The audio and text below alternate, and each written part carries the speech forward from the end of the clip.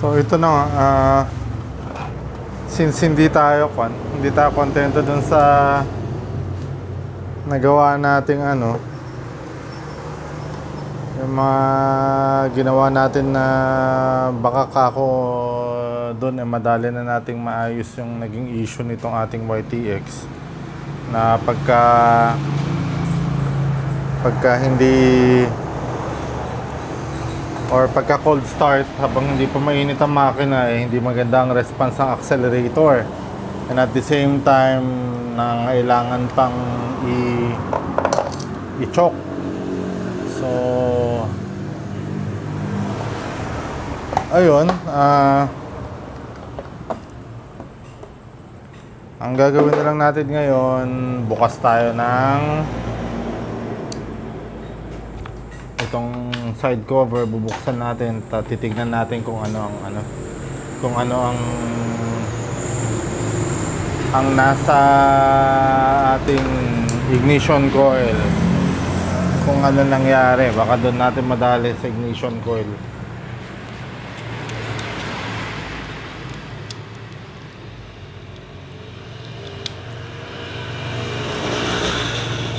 So ito, bukas ng side, mga side covers natin.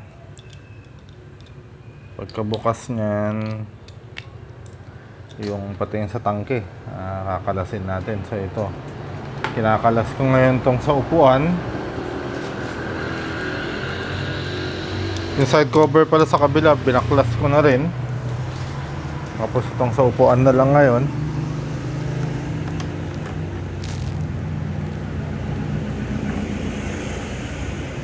And then kailangan yata natin lumipat sa kabila kasi nandun yung ignition coil. So dito tayo sa kabila.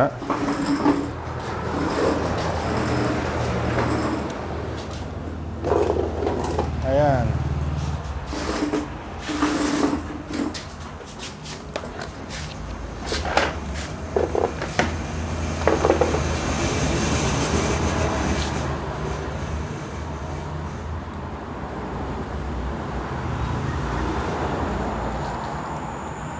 Kalasin muna natin yung mga dapat kalasin.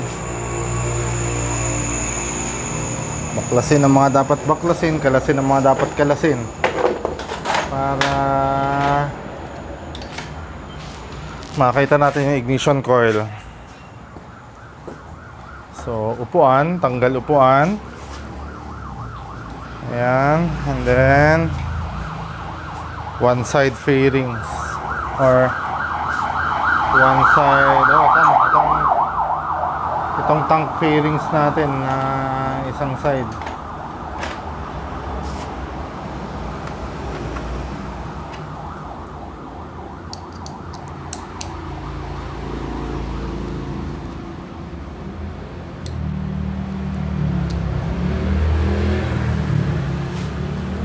Teka lang.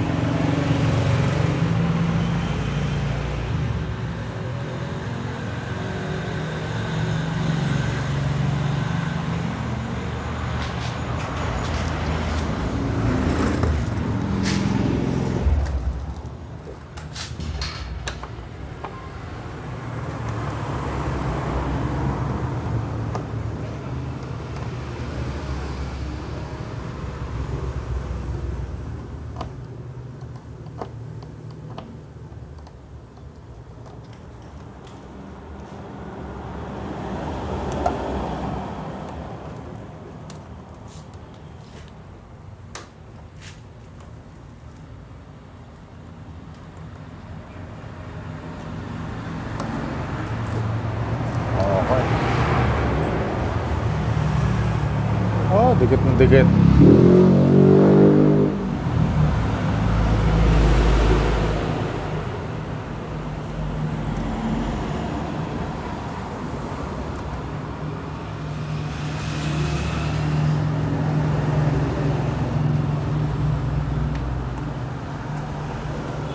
Ayan.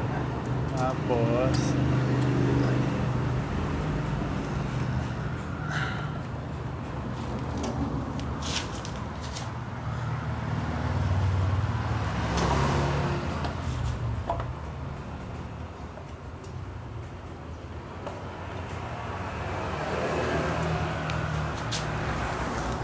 okay. So, ito ang ating ignition coil.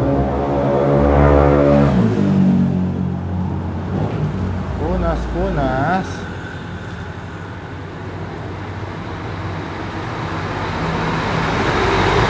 And then check natin yung mga connectivity. Wait, okay.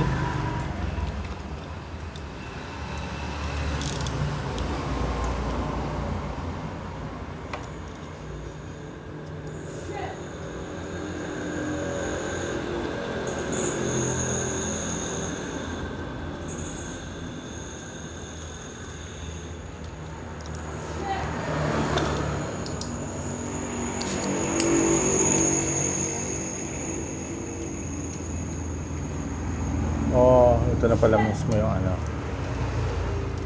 Okay lang yan. Higpitan lang.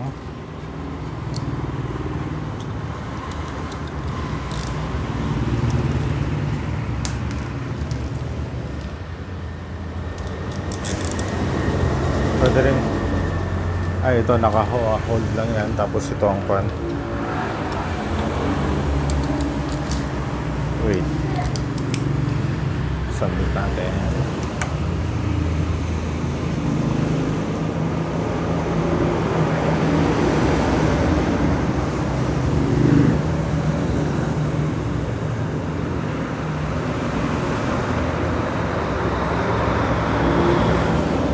Namang maayos naman na naka-ground.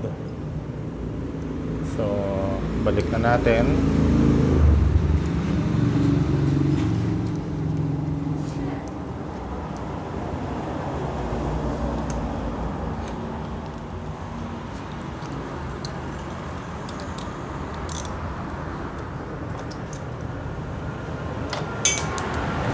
And then check natin tong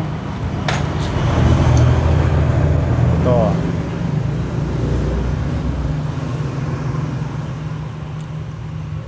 Kasi ayun, parang marumi. Sana nga madali na natin dyan.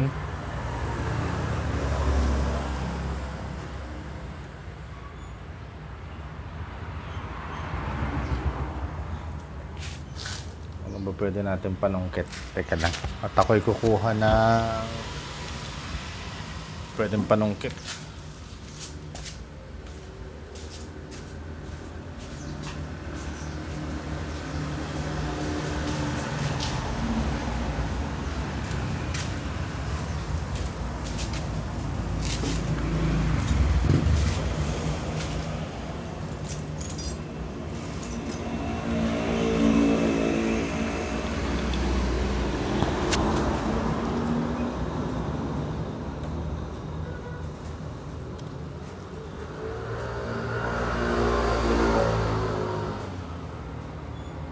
Mahigpit naman siya pero parang ayun, mas maganda pa rin na linisin na eh.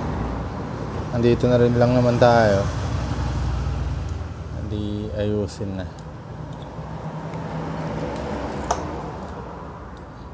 Punas and then lihain ng konti.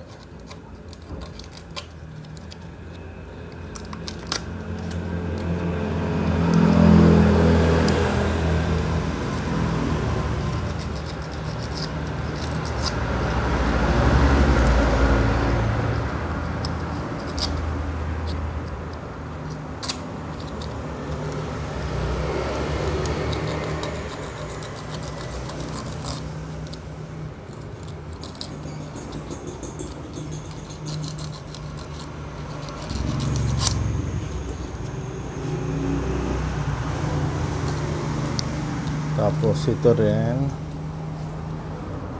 ay linisin na rin natin.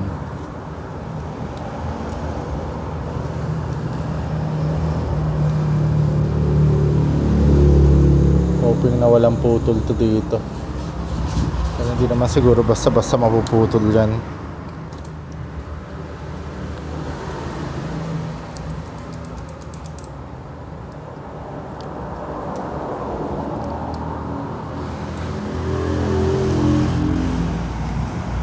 So ayun, kabit na ulit natin.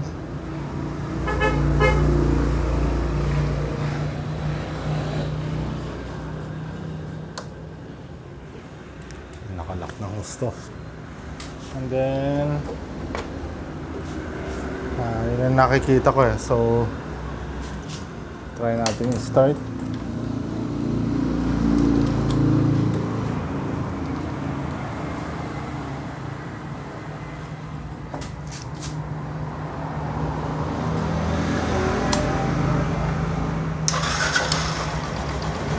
So far mukhang one click naman yung andar. Tapos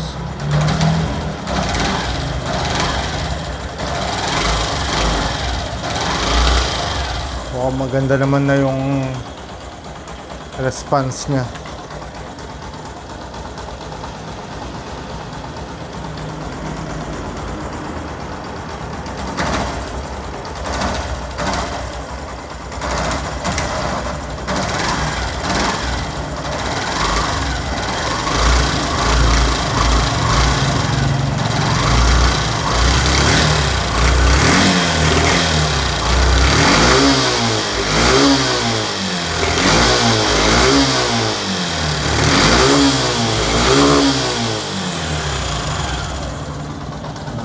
Sa palagay ko okay na siguro to.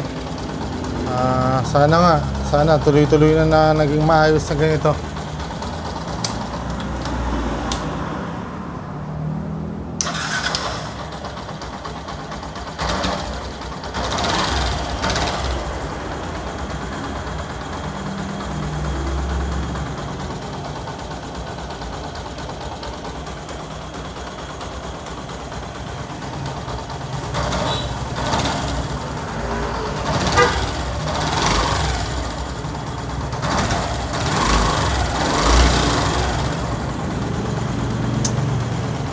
Mukha namang okay na. Mukhang ayos na siya. So ayun, naremedyohan natin. So okay na siya. Yung mga connections lang ang inayos natin. Hoping na okay na talaga lahat. Otherwise kasi medyo parang malagitik na rin yung aking valve seal.